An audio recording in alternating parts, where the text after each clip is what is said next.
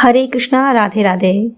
मित्रों, आज हम कार्तिक मास, जिसे दामोदर कार्तिक मास भी कहा जाता है, के विषय पर बात करेंगे और संपूर्ण जानकारी आपको बताएंगे। दोस्तों, शास्त्रों में कार्तिक मास का विशेष महत्व बताया गया है। यह मास भगवान विष्णु को अति प्रिय होता है। इस मास में भगवान विष्णु के निमित्त जो भी पुण्य कर्म किया जाता है, उसका कभी विनाश नहीं होता है। शास्त्रों के अनुसार इस महीने में समस्त देवता मनुष्य के समीप हो जाते हैं और भगवान विष्णु जल में निवास करते हैं। इस मास में किए हुए स्नान, दान, भोजन, व्रत, सोने चांदी के दान आदि का देवता विधि पूर्वक ग्रहण करते हैं। जो दान करने में असमर्थ होते हैं, यदि वह प्रतिदिन प्रसन्नता पूर्वक श्री हरि विष्णु का नाम लेते हैं, उनका स्मरण भी कर लेते हैं और इस मास में गंगा स्नान करते हैं और कार्तिक मास की कथा पढ़ते हैं या फिर सुनते हैं, तो वे भी अनंत पुण्य के भागी बन जाते हैं। दोस्तों, शास्त्रों के अनुसार भगवान स्कंद कार्तिकेय ने इस मास में तारकासुर का वध किया था। उन्हीं के नाम पर इस मास का नाम कार्तिक मास पड़ा। तो इस महीने में कुमार कार्तिकेय की भी पूजा की जाती है। यह मास अश्विन पूर्णिमा यानी शरद पूर्णिमा से शुरू होकर कार्तिक पूर्णिमा पर समाप्त होता है। ज्यादातर भक्त शरद पूर्णिमा से कार्तिक पूर्णिमा तक स्नान, दान, जप, तप, ध्यान इत्यादि करते हैं तथा कार्तिक महात्म्य का एक अध्याय रोज सुनते हैं या फिर पढ़ते हैं। परंतु वैष्णव मत के अनुसार अश्विन शुक्ल एकादशी, जिसे पापांकुशा एकादशी भी कहा जाता है, तभी से व्रत और नियम पालन प्रारंभ करते हैं। वे भी कार्तिक महात्म्य का एक अध्याय प्रतिदिन पढ़ते हैं। देव उठनी एकादशी से कार्तिक पूर्णिमा तक रोज पंच बेगम की कहानी सुनते हैं। दोस्तों, कार्तिक महात्म्य के अनुसार कार्तिक मास के 5 मुख्य नियम माने गए हैं। इन नियमों का पालन करने पर ही कार्तिक व्रत पूरा माना जाता है। ये कार्तिक मास के 5 अंग कहे जाते हैं दोस्तों। और अन्य कार्य भी होते हैं, जैसे सूर्य को अर्घ्य देना और गौदान। इसके अलावा जो 5 मुख्य कार्य होते हैं, और वह है: पहला, प्रातः सूर्योदय काल में स्नान करना। दूसरा, तुलसी पूजन करना। तीसरा, हरि जागरण। चौथा, दीपदान। और 5वां, उद्यापन। दोस्तों, इन 5 नियमों का पालन करने पर कार्तिक मास का महाफल प्राप्त होता है।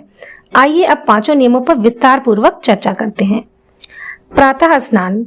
मित्रों, ब्रह्म मुहूर्त में जब तारे निकल रहे होते हैं, यानी 4 बजे के आसपास, तो उस समय शैया का त्याग करके शौच इत्यादि कर्मों से निवृत्त होकर किसी पवित्र नदी में स्नान करने से, यदि संभव हो तो पवित्र नदी में स्नान करें और नहीं है तो घर में ही कर लें। पानी में गंगा जल मिला लें व माता गंगा के भाव को मन में रखते हुए स्नान करें। वैसे कार्तिक मास में ठंडे जल से स्नान का विधान माना गया है और हो सके तो साबुन का भी त्याग कर दें। यदि तबियत वगैरह खराब है तो आप गुनगुना जल ले सकते हैं। वैसे तो एक तांबे या मिट्टी के पात्र में जल भरकर रख दिया जाता है छत पर और नेक्स्ट डे उसी से नहाया जाता है और इस प्रकार यह जल पवित्र नदी के जल के समान हो जाता है। आप इस तरह के जल का भी प्रयोग कर सकते हैं। दूसरा, दोस्तों, आपको स्नान के तुरंत बाद सूर्य को अर्घ्य देना है। अब आप लोगों में से कईयों के मन में यह प्रश्न आ रहा होगा कि सूर्योदय तो हुआ नहीं तो हम अर्घ्य कैसे दें। परंतु दोस्तों, शास्त्रों में यह प्रमाण मिलता है कि जब ऋषि मुनि पुराने समय में ब्रह्म मुहूर्त में उठकर स्नान करते थे तो वे नदी में ही सूर्य को अर्घ्य दिया करते थे, परंतु उस वक्त सूर्योदय नहीं हुआ रहता था। तो आप भी इस तरह से सूर्य को अर्घ्य उस समय दे सकते हैं। उसके बाद ही आप अपना पूजन प्रारंभ करें। तो अब आइए जानते हैं कि तुलसी का पूजन कैसे करें। स्नान के बाद विधि विधान से धूप दीप आदि दिखाकर तुलसी पूजन करें तथा कथा को सुने। तुलसी जी के साथ साथ पीपल, पथवारी, आंवला और केले की भी पूजा करें व कथा सुने। इस मास में तुलसी पूजन का विशेष महत्व बताया गया है। प्रतिदिन तुलसी पूजन के बाद सुबह शाम तुलसी की पर दीपदान अवश्य करें तथा केले, आंवले व पीपल, पथवारी पर दीपक आवश्यक रूप से जलाएं। कार्तिक मास से पूर्व ही आप इन पवित्र पौधों को अपने घर ले आएं, क्योंकि कार्तिक मास में इन पौधों को उखाड़ना नहीं चाहिए। कार्तिक मास में आपको सिंदूर भी तुलसी माँ को अर्पित नहीं करना है, क्योंकि कार्तिक मास में जो तुलसी माँ होती हैं वो कुमारी अवस्था में होती हैं और जब देव उठनी एकादशी के दिन उनका विवाह होता है तभी उन्हें हम सिंदूर अर्पित कर सकते हैं। इसके बाद में दोस्तों, आप अपने घर के मंदिर में पूजा करें, जिस प्रकार आप हमेशा करते आए हैं।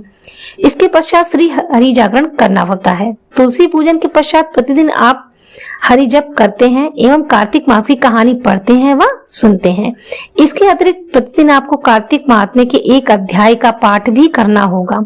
सभी अध्याय पूरे होने के बाद कार्तिक मास के अंतिम 5 दिन यानी पंच भीखम की कहानी अवश्य सुननी चाहिए। अब चौथा नियम है दीपदान। दोस्तों यदि आप समर्थ हैं तो जिस दिन से कार्तिक मास शुरू होता है उसी दिन से आप भगवान विष्णु के समक्ष एक अखंड दीपक जला सकते हैं। परंतु मित्रों, यह सबके सामर्थ्य की बात नहीं होती है, इसलिए आप भगवान विष्णु के समक्ष एक दीपक अवश्य जलाएं। दीपक आप देशी घी का भी जला सकते हैं और तिल के तेल का भी। कार्तिक मास में सबसे प्रमुख कार्य है दीपदान करना। इससे घर में सुख समृद्धि आती है और अंत में हमें बैकुंठ धाम की प्राप्ति होती है। कार्तिक महात्म्य के अनुसार भगवान विष्णु ने कुबेर से कहा है कि जो भी व्यक्ति कार्तिक मास में मेरा पूजन व दीपदान करे उसे कभी भी धन की कमी नहीं होनी चाहिए। दोस्तों, कार्तिक मास में आकाश दीप का भी बहुत महत्व होता है। आकाश दीपदान का अर्थ होता है खुले आकाश के नीचे दीपदान करना। अब आप खुले आकाश के नीचे दीपदान कैसे करेंगे, मैं उसकी विधि भी आपको बताती हूँ। आप ऊंचे से ऊंचे स्थान पर, जैसे आपकी छत है, बालकनी है या जो भी आपके घर का ऊंचा स्थान है खुले आकाश में, वहां पर आप यह दीप जला सकते हैं। यह दीप आप घी का, सरसों के तेल का या तिल के तेल का, किसी का भी आप जला सकते हैं। यदि आप इतना भी नहीं कर सकते हैं तो आप अपने घर के ऊंचे से ऊंचे स्थान पर एक बल्ब अवश्य लगा दें। उससे आपको पूरे कार्तिक महीने में प्रतिदिन प्रज्वलित करना है, तो ये भी आपका आकाश दीपदान माना जाता है। अब दोस्तों आते हैं 5वें नियम पे। 5वां नियम है उद्यापन। उद्यापन विशेष रूप से तुलसी विवाह के दिन होता है। माह के अंत में धर्मराज जी व उनकी बहन यमुना जी की पूजन का भी आवश्यक रूप से आपको करना चाहिए। अब इसकी पूजा कैसे करेंगे ये भी मैं बताती हूँ। एक टोकरी में वस्त्र बिछाकर चावल, मिष्ठान, छड़ी व इत्यादि धर्मराज जी के लिए दक्षिणा रखकर एक योग्य ब्राह्मण को देना चाहिए, या फिर आपके शहर में धर्मराज जी का यदि कोई मंदिर हो तो आप वहां भी चढ़ा सकते हैं। अब यमुना जी की पूजा करना है तो यमुना जी को सुहाग की सामग्री व वस्त्र इत्यादि अर्पित करना चाहिए। अब व्रत के अंत में आपको एक ब्राह्मण जोड़े को भोजन करवाना चाहिए तथा यथासंभव दक्षिणा और वस्त्र इत्यादि का दान देना चाहिए। कार्तिक मास में हमें हरि का स्मरण करते हुए नियमों व परहेजों का पालन करना चाहिए। दोस्तों, कार्तिक मास में क्या पूरे महीने का हमें व्रत करना चाहिए, तो या तो हमारे सामर्थ्य व संकल्प पर निर्भर करता है कि हम कितना कठिन व्रत उपवास कर सकते हैं।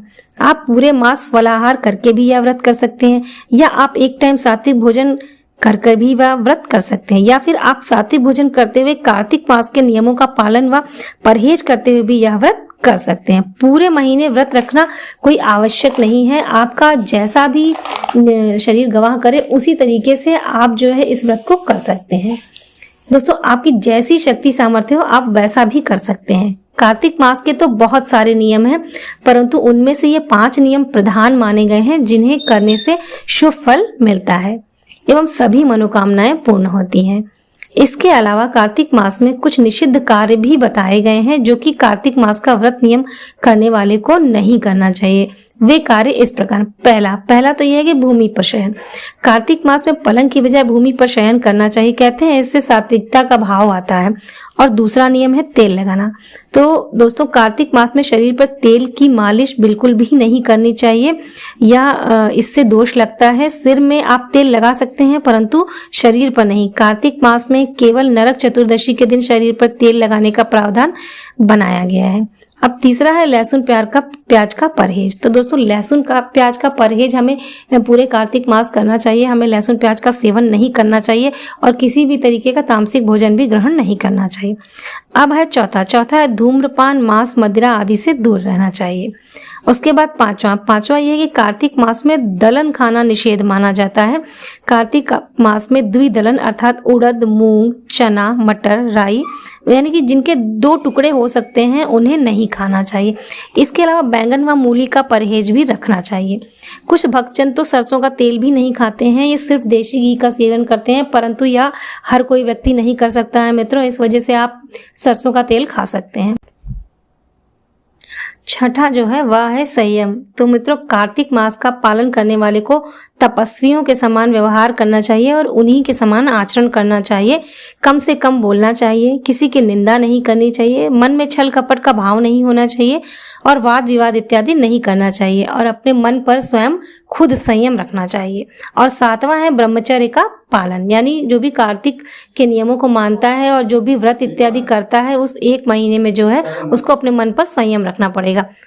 तो दोस्तों, वीडियो आपको यूजफुल लगी हो तो वीडियो को लाइक करें, ज़्यादा से ज़्यादा शेयर करें और चैनल को सब्सक्राइब करें। तो मिलते हैं अगली वीडियो में। राधे राधे।